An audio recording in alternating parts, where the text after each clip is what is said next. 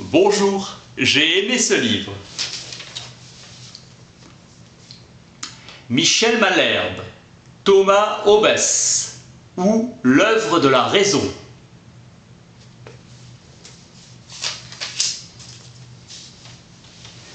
Son exil fut une prudence intellectuelle. Par sa doctrine de la souveraineté, le pouvoir politique est détaché du fondement divin. Jamais Hobbes ne se relâchera de son exigence rationnelle. L'histoire instruit les hommes par la connaissance des actions passées.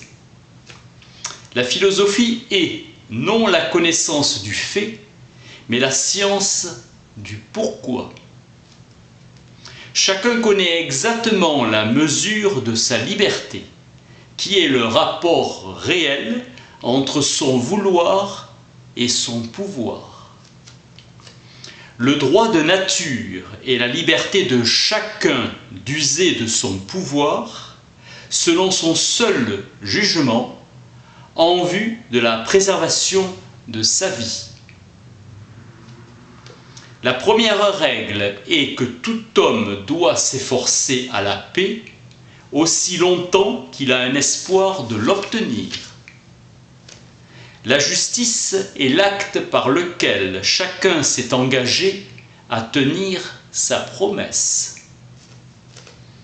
Le decivé parvient à la thèse générale de la soumission de tous les particuliers à une même volonté, un pacte.